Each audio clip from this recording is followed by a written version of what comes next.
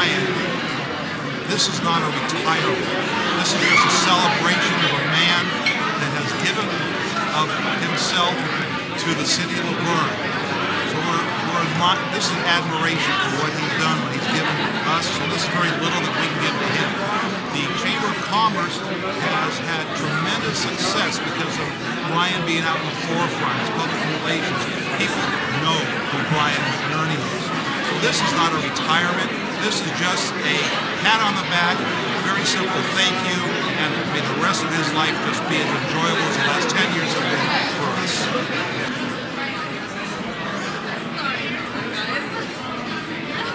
It's amazing. It's first on the scale, man, what the hell is that? When I was in high school, I used to play basketball. We had a big game, I felt nervous. I feel that way now, 55 years later. And I've known Brian for the past 10 years. And my biggest ambition in life is to be Brian when I grow up. The most fascinating part about Brian is how he can be in 2, 4, or 5 places in the same day. I need to learn that trick, and maybe it's magic. We'll miss Brian very much, all of us. I will miss him particularly, as he was always there whenever crisis or critical need was there. We wish Brian a happy retirement, great time with his grandson and his daughter and son-in-law, and I'm sure he'll always be part of the chamber, come rain, come shine. Whenever we need him, I know he'll be there.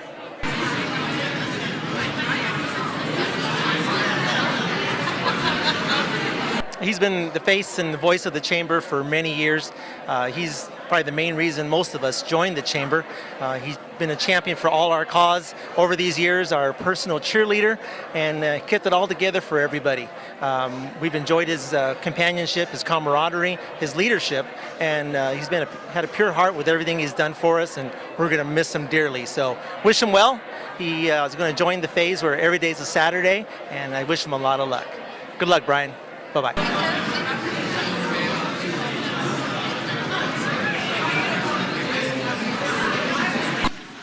I was going to say for your competence and passion that you've shown through your work here with the LaVerne community through the LaVerne Chamber of Commerce. And look around the room, I didn't realize you had this many friends.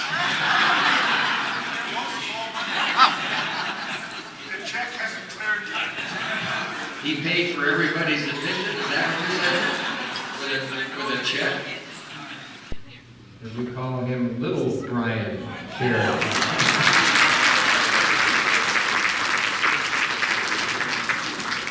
And so far, he's been the best behaved person in the room.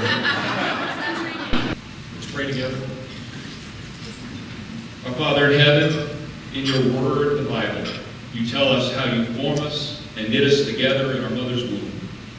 Your eyes see our unformed bodies, and then we're born naked as we enter into this world. On a day like this, we wonder, what were you thinking, creating Brian McNerney?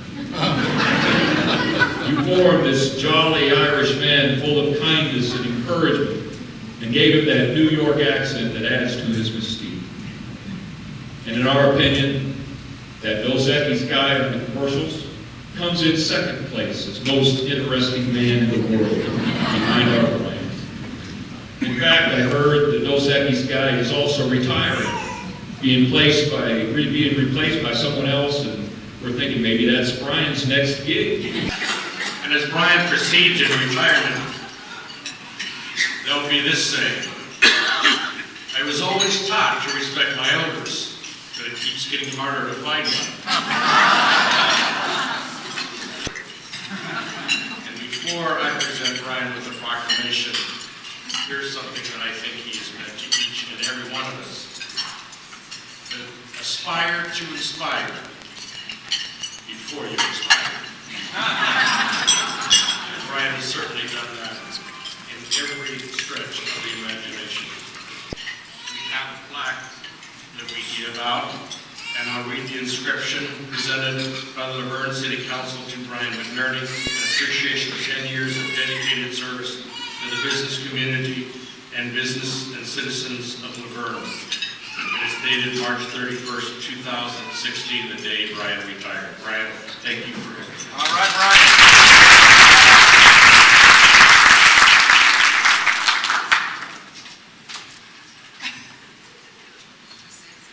on behalf of the committee that put this event together for you this evening, we found an old Irish proverb.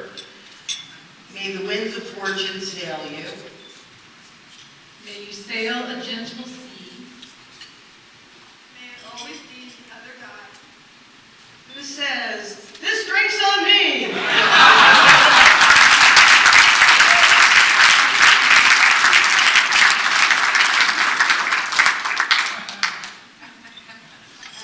October 6th is going to be the day you take this little bit away.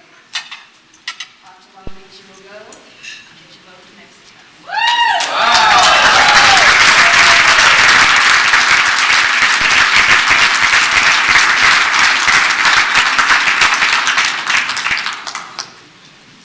I just want to thank the 5 ladies up here for what they've done. This is overwhelming. I mean, I've never expected anything like this. It's really great.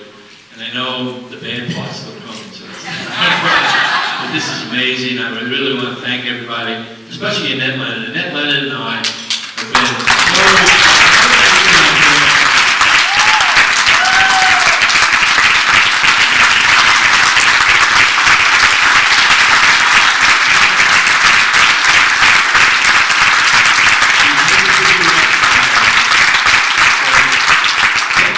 When we started 10 years ago and they hired me, I said to the guys looking at it, they were going to interview people. I said, there's only one person that I really want to work with, and that's Annette Leonard, because I know she'll have my back for the whole time to turn this thing around. And she did. She still does. She's a great, great person, and I'm really going to miss that. I still call her every once just to say hello, see how she's doing. But she's special, and I want to make everybody aware of that. She's going to follow and do a great job. And this is really special. I'm looking forward to this whole the crew. That's going to be, it's a busy time. I'm going to Notre Dame the week before, and I'm coming back going on the cruise. Life is good. That's good.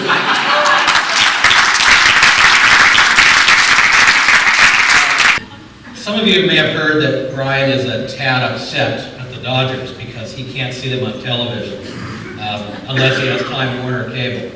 Some of you have heard that, huh? So, does anybody here tonight really believe that Brian wouldn't make that jump to cable in a heartbeat if it was to see his beloved Yankees or fighting Irish? Yes. Me neither. Speaking of his beloved Yankees, the other night I saw Brian eyeing an auction item at the Habitat for Humanity wine extravaganza event. Really great event, by the way. Anyway, Brian was eyeing this authentic New York Yankee stadium seat from the old Yankee Stadium, I presume. I'm not sure if you won that auction. I'm pretty sure you did. You sure deserved it.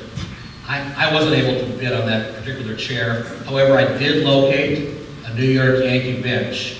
So Brian, a gift that you surely deserve, your own New York Yankee bench.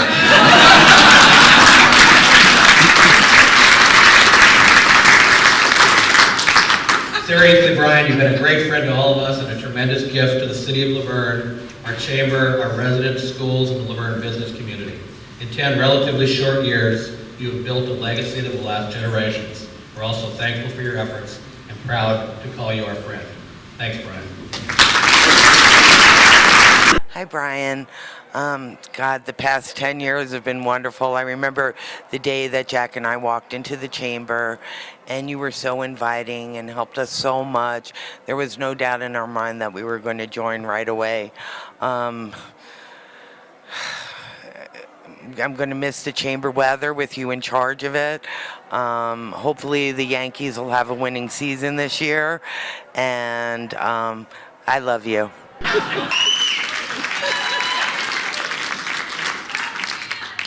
All right, it gets better.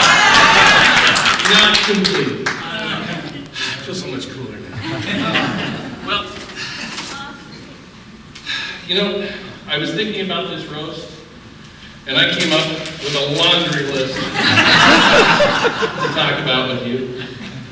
I'll pay you now. But I realized there was ladies in the room, his family's present, and it has to be G-rated. So I whittled it down to this. Thanks a lot. Well, as you know, Brian absolutely loves the Fighting Irish. Yeah. And when Brian first became the CEO of the Chamber of Commerce, he walked into my office, and I, being a slight Irish fan myself, had an Irish pennant on the wall. We immediately clicked. Being Irishmen, we like to drink Irish holy water occasionally, and Brian has been a fantastic friend ever since. But Brian is not just an Irish fan, he's a zealot. A zealot. Has anybody been in his office and seen all of this stuff? I just felt like I needed to bring something to make it look a little more Irish in here for now.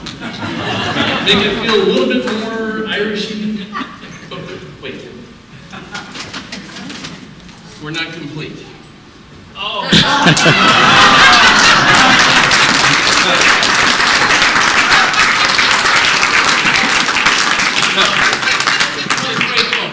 Only Brian McNerney has the New York backbone to show up on the University of Southern California's campus, driving a car with these, and then taking them off and wearing them. Not just into the Coliseum, but through Fraternity Row. Insurance didn't cover that. No, it doesn't cover that. Cockiness is not covered. Only Brian, that leader, Pizza, Jody Minor, tolerated and put up being called Jody Minor for 8 years. It took Brian a long time to finally figure out the G is silent, like the P in swimming, Brian. You know, Brian, I had the privilege and the honor of being a member of this chamber. I served 6 years on the board and got to be the chairman of the board. We went through good times and bad. And Brian was there through all of it. And that's why I dropped out of Betty Ford and I'm drinking.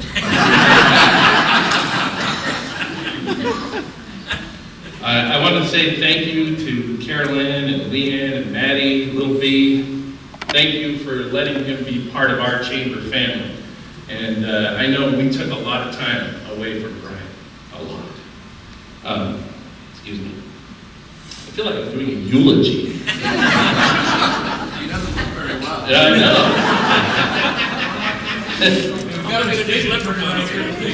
You know, I would just like to say thank you. Brian is like a nuclear-powered Irishman. He is. You know, I feel sorry for you guys, actually, the family. If you guys want to send him back, we'll take him. But I'm sure you won't want to send him back. 4 more years.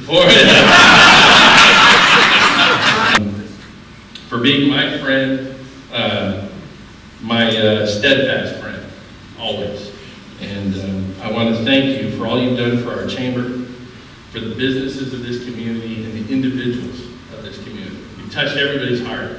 You're a stellar individual. So with that, I'd like to say farewell, following seas, and if I had a drink in my hand, I'd say sláinte.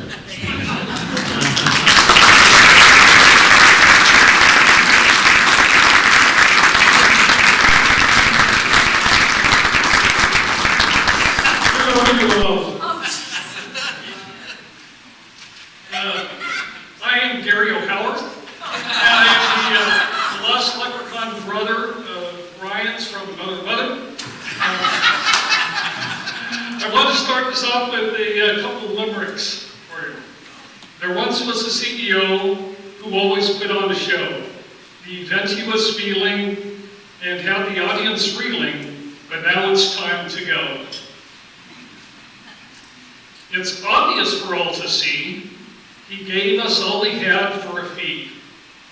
He brought our community together like birds of a feather. Now it's time for him to be free. 1, 2, 3. Now, Brian, I was part of a committee who helped get Brian, and he's as being prepared as he always is. He wanted to find out what was going on in the city beforehand. So as part of the nominating committee, and I was the newest guy on the list. I picked the short straw, so they said, okay, you got to meet Brian.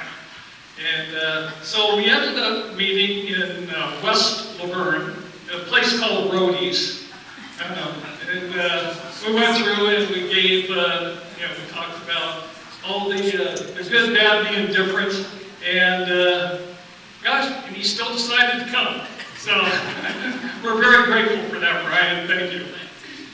And there was another time that he and I, we bid on events to see the NFL Fox Sunday and go and watch that be taped. And when we were there, we got a chance to meet Howie Long and Michael Strahan and Jimmy Johnson, and all the guys, Terry Bradshaw. And had our pictures taken, we're having fun. And at one time, a friend of mine had given me a Cowboys jersey, and she wanted me to get it signed by Jimmy Johnson. Well, Jimmy Johnson, as soon as he was done with the pictures and stuff, he was gone, nowhere to be found. And so the day is going on, and we're sitting here in this one room, and Brian, being the devious leprechaun that he is, and Michael Strahan was sitting about 10 feet away from us watching all the games on TV, and he said, "Go ask Michael if he'll sign it." He's a New York Giants guy. And I have this arch enemy's Cowboys jersey. And he said, "Gary, go do it. Come on, you can do it." And so finally I go, "Gosh, I have to get this thing signed anyway." So I went up there, I talked to him, and he looked at me like, "Are you serious?" And so the man does have a lot of integrity. He never did sign it. I grabbed it, Christmas story. But it was a lot of fun. Brian was kind of inspired. When I'm up there, he's laughing his butt off because he knows the Michael's not going to do it. But I want to finish off with two more limericks for you. There once was a CEO named Brian who always kept trying and trying. But now you can see he'll spend his time with little B, who he'll see grow up as a lion.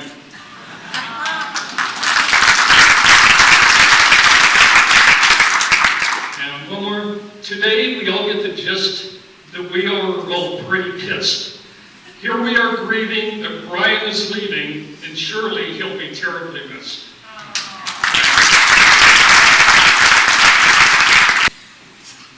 Okay, are you ready? I don't know how this started, but at some point, Brian would ask me to sing for people, so I thought it might be kind of fun to sing for him. This is to the tune of Sweet Rosie O'Grady. And everybody, you have the final refrain on the table that we are going to sing. So guys, I hope you're drinking, because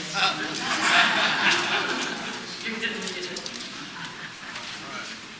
And those of you who know the song Sweet Rosie O'Grady, if I butcher it, and I also had a blonde moment, and I reversed the E's and the N's in your name, so, blonde moments. Just down around the corner, in LaVerne's old downtown square, there worked a guy who loved his job, and always seemed to care. He hustled for our business, and I don't mind telling you that we are gonna miss him. So I penned this word so true. Sweet. No, not yet. You're on the last refrain, guys. The last refrain. I'll bring you in and I will show you when it's time to sing. Give him an inch. Sweet Brian McNerney, our dear CEO. He's been a great leader that everyone knows.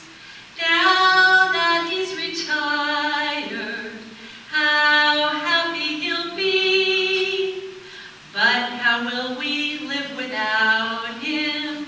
Sweet Brian McNerney. I never shall forget the day he drove me through LaVerne. It seemed he knew just everyone, and no one did he spurn. Oh, it was clear that lovely day that Brian was the king. For even in the trees, the little birds all seemed to sing. Sweet Brian McNerney, our dear CEO. He's been a great leader that everyone knows. Now that he's retired, how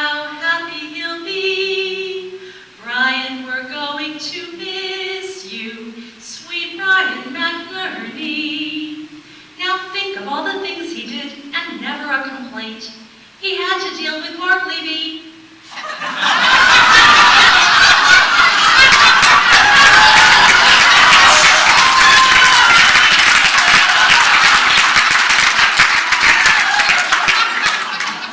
My God, the man's a saint.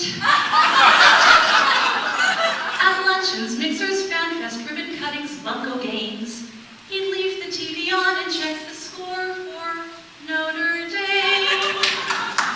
Sweet Brian McNerney, our dear CEO, he's been a great leader that everyone knows.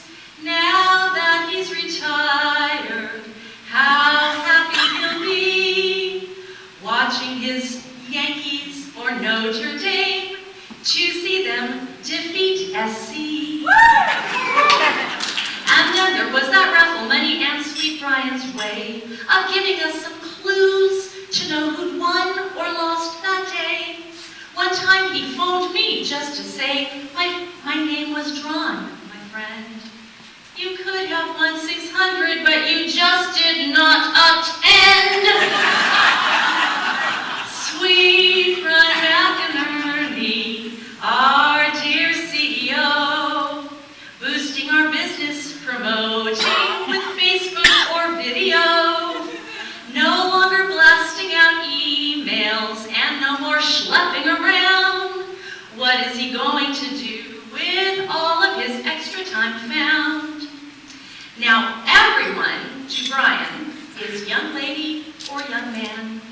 But Brian, dear, you're not so old. In fact, you're Peter Pan. So forge ahead, young man, but don't go far because you see, you've made us all feel welcome like we are your family. His legacy lives on in us as we strive every day to run our business heartily, the McNerney way. And we are better for his leadership and for his reign. So raise a glass and join me as we sing this sweet refrain. Sweet Brian McNerney, our dear CEO, you've been a great leader that everyone knows. Now that you're retired, how happy you'll be. Brian, we're going to miss you. Sweet Brian McNerney.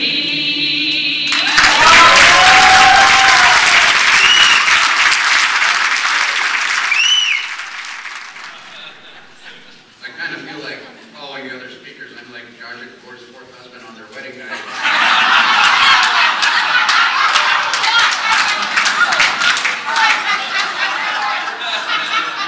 I know it, I just hope I can keep it interesting.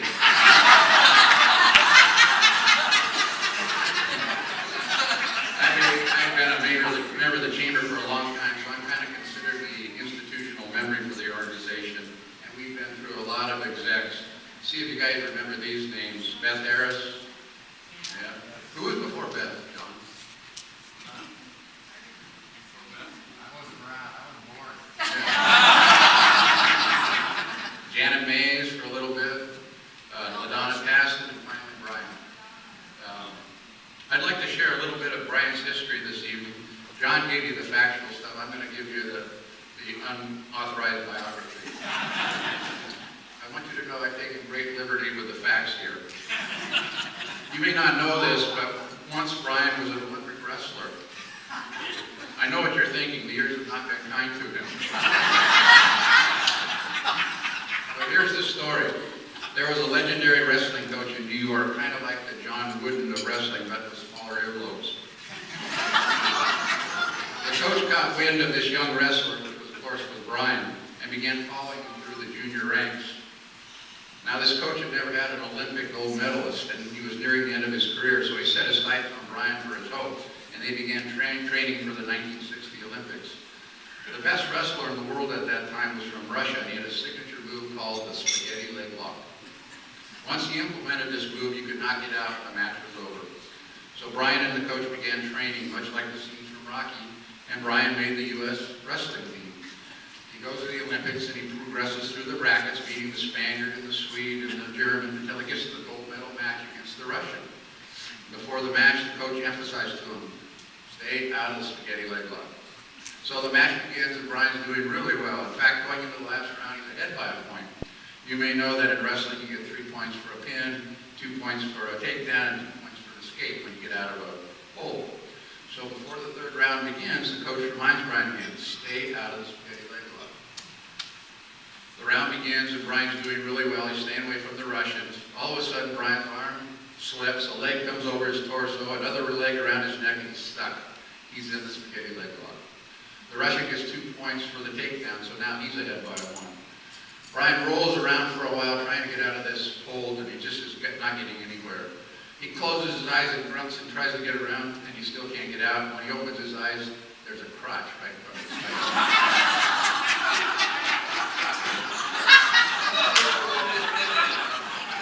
You know, you've had all these nice songs and these nice words, well, no more. Well, Brian was always an upright young man, played by the rules, but he so badly wants to win for this coach, he decides his only option is to reach out and bite this crotch. There's an ungodly scream in the arena, and the two wrestlers fly apart. Brian's awarded 2 points for escape and wins the match with the gold medal. At the press conference after the match, the reporter asks, how did you escape the spaghetti leg lock? And Brian, red in the face and sweaty, much like he looks most of the time, looks up and replies, you don't know how fast and how hard you can move when you bite your own testicles.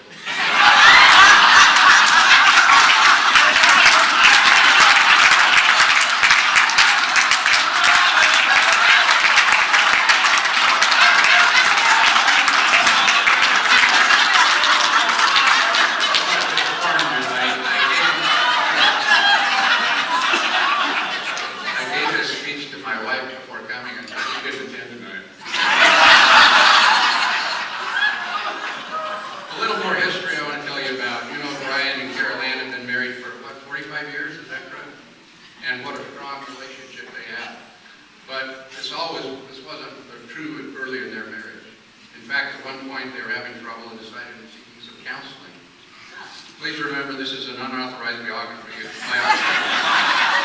not based on any fact. They went through a session, and Carol told the counselor she had 3 complaints about Brian. He worked too hard, he occasionally picked his nose, and when they made love, he wouldn't let her on top. The counselor said to Brian, is this true? And Brian says, yeah, it's just like my dad told me. Work hard, keep your nose clean, and don't screw up.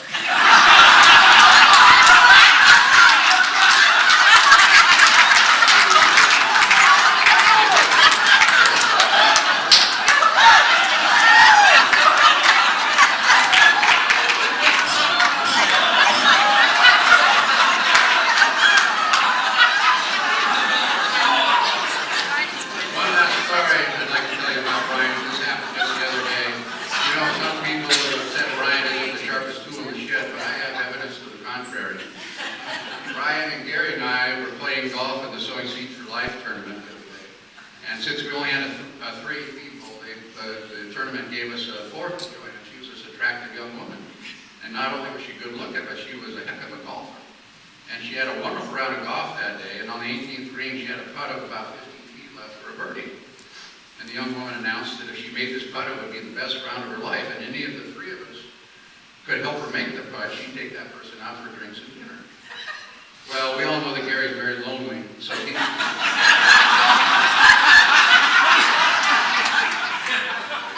So he worked really hard at lining up the putt. He got down like Carmelo Viegas, the spider thing, and he tells her, hey, it's going to break about 18 inches right to left. And I am, on the other hand, very happily married, so I looked at it personally and said, shoot for the edge of the hole. But Brian got behind the ball and he told her, oh, that's a gimme. And the 2 of them strolled off for dinner.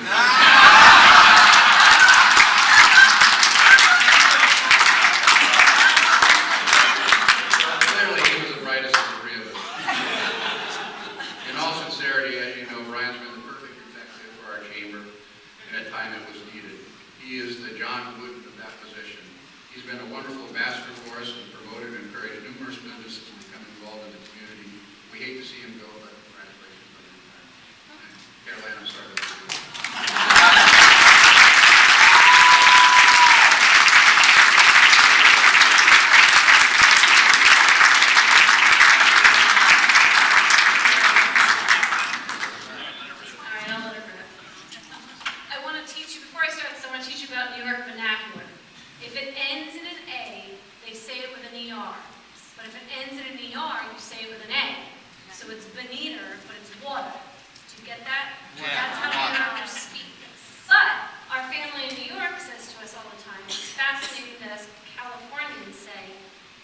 Dawn, like Dawn Johnson, and dawn like the sun rising, the same.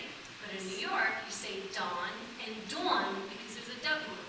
So I have now taught you the New York vernacular. Yeah, daughter, exactly. One other thing I want to point out before I start my speech. When I was born, my parents came here to California in 1978, and the lady in the back of the room, Vivian Anderson, was our next door neighbor, and she babysat me as a child, and now she's holding little V as he's passed out.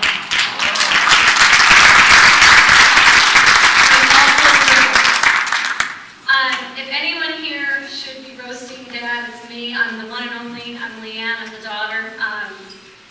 I want to talk about a few things that maybe some of you don't know about my dad. I want to start off with some fun stuff. In college, my father was a bookie.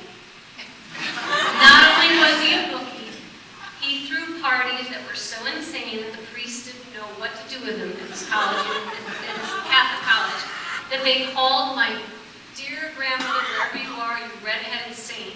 She was so Catholic, they brought her up and they were going to kick him out. They were going to expel him.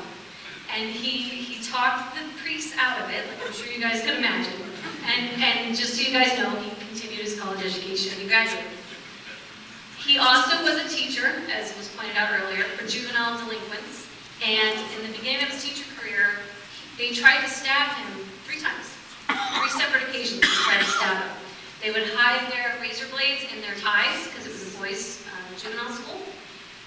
And then they got to know my dad, which all of you have, and by the end of his teaching career, they were hugging him, loving him, and to this day, some of them still kept in touch with my dad.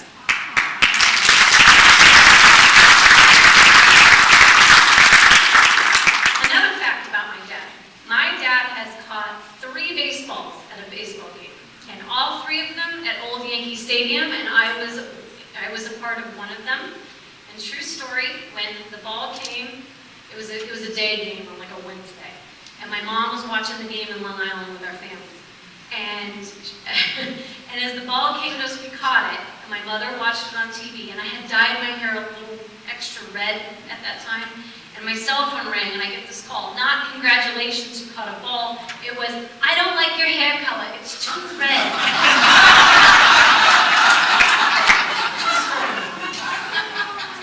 Another thing about my dad you guys don't know is that my father will not die of a heart attack, he will not die in his sleep, he will die by his feet. Nobody here but Matthew, Mom, and I know that my dad, when he walks, there could be nothing that he'll trip. Now that I brought this up, watch him. He trips over everything. He jokes he will die by his feet.